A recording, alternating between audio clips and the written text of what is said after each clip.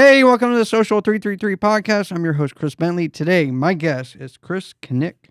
Did I say it right? No, you said it wrong. Fuck. No one says it right. It's Kanik. Kanik. But that's okay. Kanik. I forgive you. My apologies. Chris, welcome to the show. Tell everybody a little bit about yourself and how you ended up on your show, what you got going on. Yeah, my name is Chris Kanik. I'm the CEO and founder of Smartcups. Smartcups is a technology that I developed that allows for the printing of ingredients on surfaces. We're viewed as a sustainability technology because we eliminate liquid from consumer products. And so you take any product from antibiotics to vaccinations to an energy drink, alcohol, we can print it inside of a cup. The cups are stackable. You grab a cup, you add water to it, and then it becomes that product. Wow. Yeah. So previously, that technology was only visible on shows like Star Trek or movies like Back to the Future, maybe The Jetsons. Just add water to a cup. And it'll come whatever it is. Yeah, flavor, nutritional elements, you name it, it's right there in the cup. Wow. Yeah. And you create these cups, you have like the warehouse, or you have like obviously like a supplier or something like that creates that for you? No, we do everything ourselves. Really? Yeah, we do everything ourselves. We developed all the manufacturing equipment from scratch. And we operate out of a 23,000 square foot manufacturing facility in Mission Viejo, California, Southern California. Wow. So, not to be a Donald Trump person at the moment, but I'm going to be a Donald Trump person at the moment. Chris Kanik created manufacturing jobs in the state of California at a time where no one was making manufacturing jobs in California. Wow. Talk to me about your scientific career. You said you started out at 10? Yeah, so... Was it like a fascination? Because I was like always interested in, I don't know, like I was just talking about this the other day. Like I was interested in like mixing household chemicals. You know, I'm old. Like we didn't have the internet. Yeah. So how old are you? I'm 40, what is it, 47? I'm about to be 48. All right. If you forgot how old you are, then you are old. Yeah. Yeah. There's a difference. Yeah. I would sit there and be like, oh, I got a couple of Sudafeds and mouthwash and like. Oh, you're trying to make meth. I was just trying to make. You're trying to make meth. I got Sudafed. I was young. I got some barrels. I was young, so I was like, oh, like I'll make a cool like sink bomb, and it'll be awesome. And like you know, like you watch stuff on TV back. You didn't have cable, right? So I had like regular. Where'd TV. you grow up? Maryland, D.C., Virginia area. Oh, okay, cool. Yeah. And you like see people make volcanoes out of like baking soda, and I'd be like, whoa, that's really cool. I bet I can make something cool, like come out of my sink or whatever, blow something up, and then I'd be mixing stuff together. We actually have kind of like similar paths. And so it was, so a nun went to my mom and said, hey, your son has a gift, and gave her a course catalog for a special program at a university. Wow. And they gave me a course catalog. And they said, pick a class. So the course catalog's about this thick. Right. This is before everything was online. Right, so it was like this thick. So I'm going through the course catalog, and I'm looking at shit, you know, arts and crafts. Basket weaving. I talk about that. That's actually my kicker. I could have picked basket weaving, right? And I'd be a basket weaving prodigy. Yeah, that's exactly what I say. Underwater basket weaving. Underwater, yeah. I would have perfected that. And so, like, I see chemistry. I go, shit, I like MacGyver. I want to learn how to blow shit up. With a pine cone? Yeah. Duct tape, chewing gum. Yep. You know, and a pine cone. And a pine cone. And so I picked chemistry. Nice. So at 10 years old, that's what dictated the next 32 years of my life. Wow. And then from there, I started doing research at Stevens Institute of Technology in New Jersey at the age of 12. And then I moved on and I started doing research at Rutgers University. And then moved on into the Department of Aerospace and Engineering at Rutgers, developing biologically based nanorobots. And so I specifically was looking at the protein that extends out to our white blood cells. And the way it activates is through a change in pH. And so by isolating that protein and manipulating the pH, you have this motion, which is an actuator. So all self-replicating, maintaining biological nanorobots. So that was like, what, 22 fucking years ago? Wow. Yeah. And then at 19, I was at Cornell. I was an American Chemical Society scholar throughout this all. And I said, fuck this shit. I want to be a stand-up comic. Wow. I go, I'm dealing with house money. I'm a kid from low-income housing. Both my parents are immigrants. I'm going to go do what makes me happy. And that's what I did, because the most addictive thing to me, most people have addictions like alcohol, sex, drugs, gambling, right? For me, it's laughter. I love making people laugh. And when I don't get that, I feel a void in my system. Wow. So I became I started my stand-up comedy career when I was 19 in New York. And I was pretty successful. I traveled the world. And that's what brought me to Southern California at the end of a tour.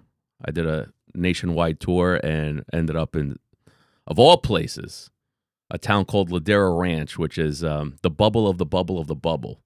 And so at the end of the tour, I looked around this town and I looked around and I said, shit, I didn't know they made places like this. So a month later, I brought one suitcase and I made it home. And I go, I don't know what I need to do to make money, but I'm gonna stay here.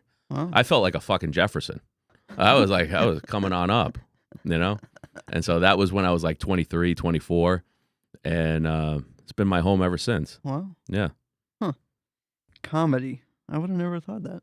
Yeah, no. From science to stand-up comedy, back to science. And yeah. Were you trying to blow stuff up in your kitchen sink or your bathroom sink like I was? I've blown so many things up. I don't even want to get started. Like, I've printed explosives and added water to them. I've and I'm not a big PPE guy.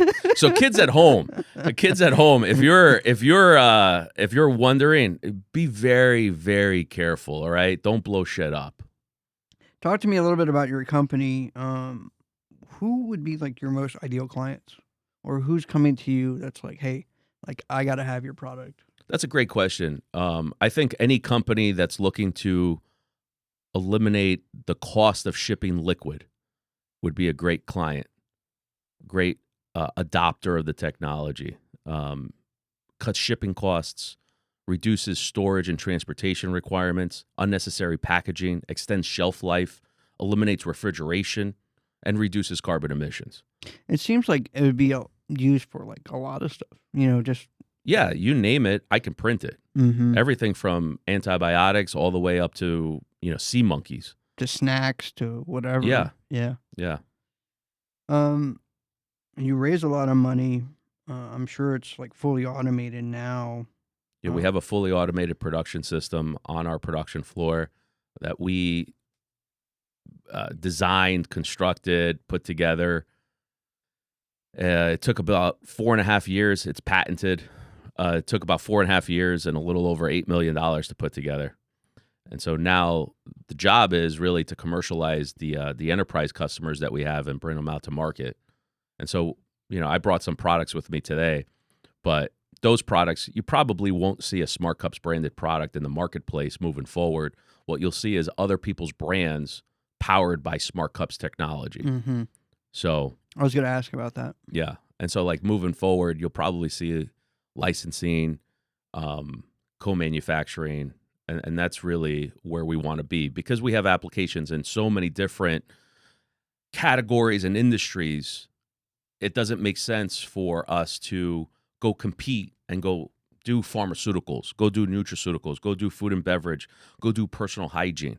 I can't be in mouthwash and go compete with all the big boys, right, and then go try to compete in food and beverage with all the big boys, and then pharmaceuticals with all those big boys. Rather, we're a technology platform, and here's this platform, and here's the value added to this platform. And so that's what I'm providing. I think it would be really great for third world countries, ship a bunch of stuff out there. There's a ton of humanitarian and disaster relief applications to this. And so, I was never driven by money. Growing up poor, going to sleep at night, not knowing where my next meal was going to come from, going to sleep hungry. I didn't, God gave me some gifts. And so I feel an obligation to give back. And so the whole reason behind this really is go provide micronutrients and medications to people around the world that are underserviced, right? In a more efficient manner. Like I can go with my carry-on and travel anywhere in the United States with about 100, 150 bone broths with noodles printed in them, and they're stacked in my carry-on. I could show up. All I need is hot water, and I could go give out 10 grams of protein to anybody that's hungry. You know, and I could do that, and I've done it. If you go to my Instagram, you could see some videos. I have. I could do that in 20 minutes, right? That's an efficient way of transporting and distributing nutrients to people. Have you gotten any inquiries from like the, DOJ? Well, I guess it wouldn't be Department of Justice, but military branches, anything like that? Yeah, so we do have a development deal in place with the U.S. Army, and so we are developing a number of applications there. Cool. Yeah. Yeah. 'Cause I was thinking about that. Yeah. Like no more MREs and stuff like that. Yeah, we're doing a lot of MRE work. Yeah. Let's get into some of your run-ins with celebrities, because I was. Oh shit! I'm gonna get myself in trouble now. So you won Food Stars with Gordon Ramsay. Yeah. Tell me a little bit about him, because when I see him on TV versus when I see him in commercials, he seems pretty chill in commercials, and then when I see him on TV, he acts like his usual self, which is like, "What the hell is this? Beep beep beep beep, trash!" Right? And then fires a bunch of people. Like, is it kind of the same way, or is he just pretty chill? I will say this about Gordon Ramsay. Gordon Ramsay is one of the smartest, nicest people I have ever met off camera. On camera, I've watched him make grown men cry. Wow. I've seen some of his. And deservingly at some points, but he's very sharp. Obviously, he's built an empire for himself. Mm-hmm. He's very successful. I was shocked as to how smart he really is. And not to take anything away from him, because anybody who's successful has brains, right? Mm-hmm. But he really did shock me as to how different he is on and off camera. Wow. Yeah. Because I've seen him on a couple shows. I've seen him just, make something on a regular show, like just regular cold, make something. Yeah. And it's like he didn't necessarily beat. Like, I don't know if he practiced it or he's just like that good. But the one thing, the comment that I have about him, which is I think something really great, is he stays out of the news like nobody's business. Like, you never see him out like getting a movie or getting a beer or anything like that. Like, he's never in the news. No, that I've seen. No, you don't see that stuff because he's very seasoned. Private. He knows he's a very family oriented person, and I saw that when he interacted with my kids, and I was very touched by that. He really took a liking to my kids in the final episode when he met my kids, and I ultimately won the show, right, which is awesome. So hey, thank you. Blessing and a curse. Really? Curse because after that final episode aired, shit, that's why I wear the hat, because I'm the only idiot with this stupid haircut, right? So people recognize me all the time. I'm not too far off. I was just on the plane, and the ladies, obviously I'm wearing a Smartcups thing, right. but I didn't have it on, and the lady, she recognized me, and she's like, "You're the guy from that Gordon Ramsay show." Really? And I was like, "I am." And she's like, "Can I take a selfie?" I was like, "Sure." Right after that TV show, I received probably 7 or 8 invitations to weddings. Really? From strangers. Random strangers. I just came in, and I'm like, who the fuck are these people? Like, do they think my +1 is Gordon Ramsay? So the last one, and I'll tell you the story, the last invitation I received, I actually went to their registry. I actually have bought gifts for all these people. Wow. The last one I went to the registry, and the cheapest thing was a toilet bowl brush. So I bought them a toilet bowl brush, and I sent it to them, and I put a note on it, and I said, "Here, congratulations on your wedding. Let me know when you get divorced." That's it. In a toilet brush. Yeah, that's right. I used to drive around in a smart car that was wrapped in all branding for Smartcups. I got rid of that car. I couldn't do it anymore because people would follow me around. Really? And take pictures of me and then send emails to the general inbox. And then people would follow me to the parking lots wherever I ended up going. What would they say? Like, I saw you. And then come out and all sorts of stupid shit. Like I saw you at Starbucks getting a cup of coffee. Yeah. Like, I'll be at Starbucks and I'll get a swarm of people taking selfies and stuff. And I'm like, well, I guess this is the burden I bear. Kind of a situation. How bad did it get? Because I know for just kind of give you some background.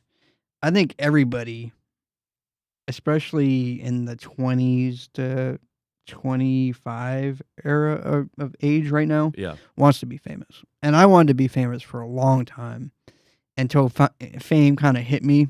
Yeah. And I didn't like it. And Yeah. it was like kind of like what you're talking about, but it's like creepy. Like I'll be in the elevator, and this happened. Like I got a dog, and I was in the elevator, and there's a couple in the elevator, and they looked at me. I looked at them. I just said like hello, because it's just weird to be in an elevator and not say anything to anybody. And it's Texas, so everybody's nice to each other. And I walk in, and You see, I'm from New York. Nobody's nice to anybody. Yeah, we ignore everybody. I'm from the East Coast, so like We just go I fuck off. yeah. I got shit to do. Even our homeless people have shit to do. Like I was in an escalator. I wasn't moving. California made me soft, so I was on the left side, and behind me I hear pss, pss, pss. I'm like, what the fuck? I turn around as a homeless guy. I'm like, he's like, get out of the fucking way. Oh shit. All right, I'm sorry. I broke protocol. I don't know what he had to do, what was on his agenda for the day, but it was he seemed busy. Yeah. But yeah, I was in the elevator, and then I get a ping, and it's like some Facebook message, and it was like, hey, I was in the elevator with you. I just wanted to say hi. It's weird. Shit and like I'm that happens. Why didn't you just say hi? Shit like that happens. Like I was in Austin almost 2 years ago, and I'm just walking through Austin, and I saw this lady that was on the street, and she was outside of a pizza place. And I looked at her. She looked like she was homeless, and I said, "Are you hungry?" And she goes, "Yeah." And I go, "Can I get you something?" And so I bought her 2 slices and a drink, and I gave it to her. Nice. Next morning, I open up my Facebook, and I get a message. It was like, hey, I was riding my bike on the street with my kids, and I thought it was you, and it was you, because you're in Austin, because I posted something I'm in Austin. Right. I was doing a speaking engagement, and I was like, yeah. And he was like, you really are the real deal. I saw you give that pizza to the homeless lady. And I was like, yeah. And I gave her $5, and I said, here, right. God bless you, and I kept walking. That kind of intrusion is kind of weird. Before I went on the show, I sat down with my kids. I said, listen, I used to be a stand-up comic. You guys don't know me as a stand-up comedian. There was one point where I'd be going through the subway in New York, and people would yell shit out at me. And you guys don't know that world. I've kept you guys out of that. Right. I go, I'm going to go do this show. There are positive things and there are negative things that come with it. I go, you're going to make a lot of new friends off of this. You have to keep boundaries, and you have to be very protective of yourselves, right? Because you don't know why people want to be your new friend because of this, because daddy's this. And because on the show, all people know is Chris Kanik got $250,000. So they think I have $250,000 that's new in my pocket waiting to give out. So you'd be surprised how many people come up and they're like, hey, can I get some money? Yep. I'm like, hey, that was not going directly to me. That was an investment in the company. Right. So, there are pros and cons, especially when you win a prize. When you win a prize, people come at you like flies on shit. Yeah, I got a bunch of messages. I kept them, but it was like a bunch of messages on Twitter. It was like, hey, bro, like you're the luxury real estate agent in Dallas, and you're like hitting it on all levels. Like, why don't you give me $5,000? I'm like, dude, I don't know. Great. Yeah. Great. Just like random Chris, stuff. the reason I came on this podcast really was to ask you, can you give me $5,000 right now? Yeah, hang on. Yeah, can you just whip out your wallet and give me $5,000? That'd be great. Let me just throw it on the table. Yeah, tell me a little bit about your running with Mike Tyson and what you guys. I know you probably can't say too much, but what's he like in real life? I've seen some wild stuff. Like I know he plays poker and hangs out with some people, and I've seen some real cool stuff. Like he's. I will. My time with Mike is interesting because I was asked to come on board as the chief science officer for his cannabis company. Now I'm not a cannabis guy. I don't smoke, but they asked me to come on board to help them pass a big tobacco audit. And so Big Tobacco was interested in CBD and put it into vape cartridges. And they were going to all the big cannabis companies. The problem was that it was all very contaminated stuff. Wow. and it wasn't going to meet the regulatory requirements. So I agreed to come on board. It was a pretty interesting time in my life because I would say for 4 years, I kind of lived the hangover, Nice. you know? But successfully, we produced the purest CBD that the world had ever seen. Wow. And I produced a process that can produce the purest CBD.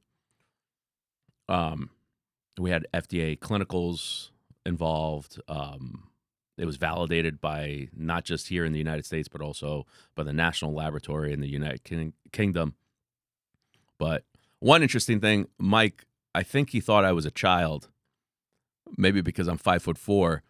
But I remember one time I'm in Miami with him. I'm sitting right next to him. I'm on my laptop, and he looks at me. He goes, "Man, Quith, you're so smart. What do you want to do when you grow up?"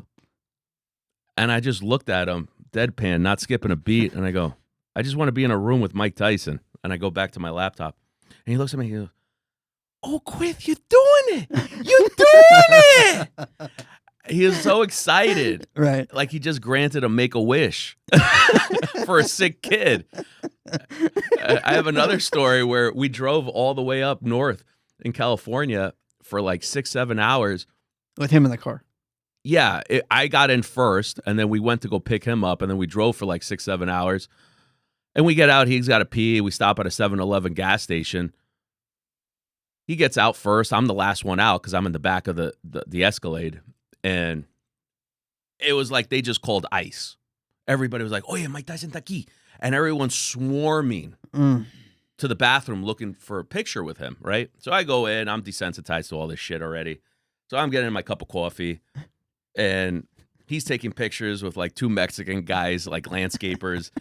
And he turns around, he sees me. And it's one of those weird things, like when Mike Tyson looks at you, you could feel it. It's like you feel like you're about to get eaten. And I turn around and I look at him, and he goes, "Wait, that's my guy. That's my guy. Quith, where'd you come from?" And I was like, "What the fuck you talking about? I've been in the car the whole time." He goes, "Oh, man, you so evil. You so sinister. You're like an evil man, baby, Quith." He picks me up. He twirls me around, gives me a hug and a kiss. And in that moment, I realized I'm Mike Tyson's trunk monkey. Like, he had no idea I was in the car the whole time. And then the whole time in the meeting, he's telling people, "Man, Quith is so evil. He's like he's a sinister man, baby. He's so evil." In the meeting, I looked at him. I said, "Can you stop calling me sinister? Wow. Can you stop calling me an evil man, baby?" Wow. So yeah, those are some Mike Tyson stories. I've seen some wild But stuff. he's an awesome guy. He was always very nice to me. Yeah, I've seen that. I mean, one of the best things he ever did during COVID when he made his initial comeback, he wore a Smartcups shirt. There was no sports.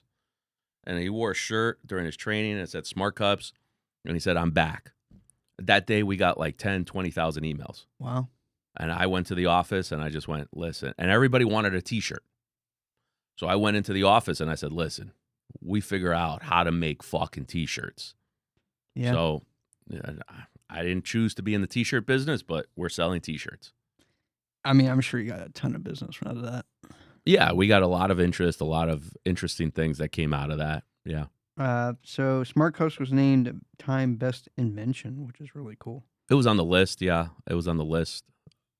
That's really something to be proud of. So that's really cool. You got a lot of stuff, and it sounds like the company is rolling in the right direction. Yeah, I mean, with innovation, here's the thing. I'm used to bootstrapping everything, right? Right, I'm the same way. And so with innovation and new technologies, it's very capital intensive. And so I would say for the last decade, I'm always looking to raise capital to go take the company to the next phase of growth. And we have some very interesting enterprise customers, but capital is always the key. You know, can you do this? Can you do that? I can. It just costs money. Right. We can figure it out. Mm-hmm. It just costs money. And so I'm always in a fundraising mode. If there was one thing that you can go back and change, because I know that you had, obviously you got a gift, which is, chemicals and being scientific. outside of the comedy and stuff like that, obviously speaking is really good for you. Being on TV is, obviously nothing for you. If there was something that you could go back, I don't know, 10, 20 years from today that you could change to propel yourself quicker to where you are right now, is there anything that you could do? I do three things. Number one, I'd go back to myself at 10 years old and tell myself, don't pick chemistry, because you're going to bring yourself a lot of fucking heartache and interesting shit that you're not prepared for. Number two, I'd go back to myself when things are going sideways and I feel like it's the end of the world. And I think this is what a lot of business owners don't realize, or a lot of people who are trying to do something. Nothing is the end of the world.